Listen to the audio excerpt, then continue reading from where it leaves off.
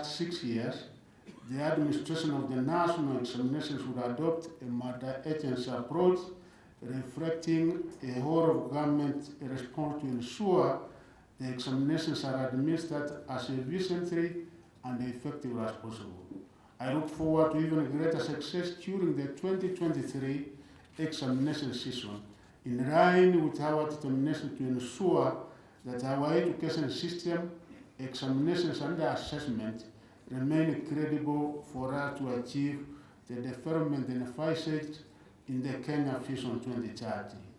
Today's function brings together key players who will oversee the 576 examination storage and distribution centers countrywide, and the representatives from other stakeholder institutions who are gathered to engage with the Kenya National Examination Council on the recommendations of the Presidential Working Party on education reforms regarding grading of the Kenya Certificate of Secondary Education examination. The recommendations contained in the report of the Presidential Working Party on education reforms that was received and released by His Excellency the President, Dr. William Ruto, are key in guiding the education sector in Kenya. Allow me to highlight some of the recommendations that need immediate attention to guide the implementation of basic education.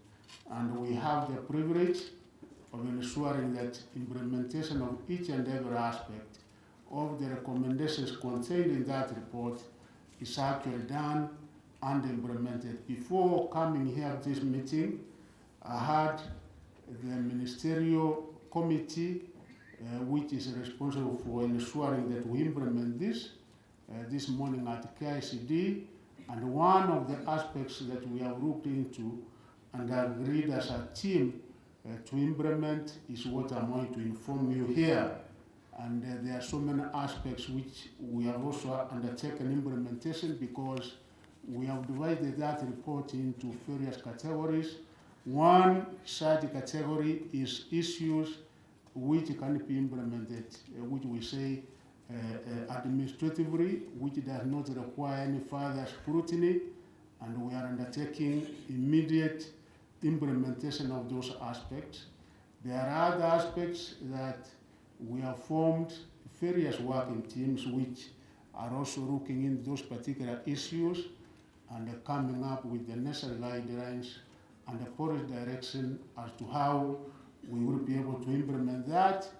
And there are other issues where we have a legal committee which is doing the drafting so that the issues can also be taken to Parliament for discussion and implementation. Otherwise, as of now, we are also in the process of coming up with a sessional paper which we will subject to stakeholders' engagement before it gets cabinet approval, and finally also to go to Parliament. So one such area that we have been able to agree to implement immediately is concerning the new grading structure that we will be able to implement with effect from this year's exam 2023. And the effect of this, there will only be 2 mandatory subjects which will be required for purposes of computing the mini grade. As you are aware, previously we had 5 mandatory subjects across the cluster groups, that being mathematics, English language, Kiswahili, 2 sciences, and 1 humanity. In the new grading system that will be applied to the 2023 KCSE examination, the only 2 mandatory subjects will be mathematics and 1 language, either English language, Kiswahili, or Kenyan Sign Language. In addition to the 2 mandatory subjects, the Kenya National Examination Council will consider another 5 best performed subjects. If one is good in sciences and he does well in other science subjects, that is what will count. Or if one is good in humanities and he scores highly in humanities, That is what will count in the final assessment. It is expected that the new reform measure will increase the number of students qualifying for universities, a diploma and a TVET training at the certificate and artisan levels. As you are aware, last year we had 173,000 of the students who qualified to our public universities, C+ and above, and with the new grading, which was 19.3% of the total number that did the exam that year. With this new grading structure, we hope that the percentage might be slightly higher than it has been in other previous years. The review of minimum entry requirements for pre-service teacher education is underway for the diploma in primary teacher education and diploma in early childhood teacher education. The teacher trainees will now be admitted under reviewed subject class requirements and grades. The Working Party recommended leveraging on technology at all levels of education by developing ICT infrastructure for curriculum and improved digital literacy among teachers, parents, and other stakeholders. In this regard, NEC, in line with the global trends and expectations of the 21st century, has incorporated digital literacy by ensuring that the assessment for teacher trainees are conducted electronically. This will entrench digital literacy among the teachers and provide skills that the teachers can impart to the learners in our schools. It is worth noting that the digital literacy is one of the core competencies that learners are expected to acquire under the CPC and a key target needed to ensure Kenya's industrial development. The rationalization of the number of learning areas and the curriculum design in terms of scope, integration of subjects within a learning area, gaps, content overload, and overlaps in basic education is ongoing and shall be announced soon to guide the implementation of the competence-based curriculum and the competence-based assessment.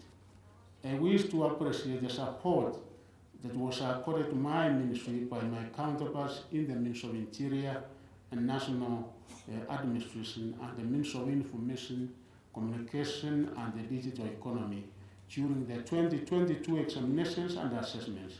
I want to reiterate that the steadfast support they gave my ministry was critical in ensuring a successful 2022 examination season.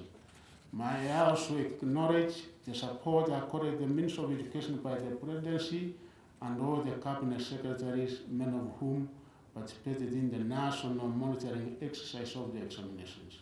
I wish to assure the public that engagements on matters relating to the effective administration of the 2023 national examinations and assessments with other ministries are on top gear. I urge all personnel who will take part in the national examination to dispense their duties with utmost professionalism in line with set guidelines.